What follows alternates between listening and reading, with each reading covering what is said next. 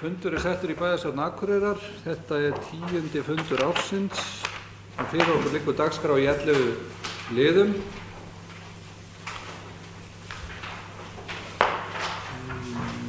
Fyrstu 2 liði dagskrárinnar eru afgreiðslu skipulagsstjóra úr fundargerð skipulagsnefndar frá 27. maí þar sem þetta var tekið fyrir og orðið að gefa laust þessa 2 dagskrárliði.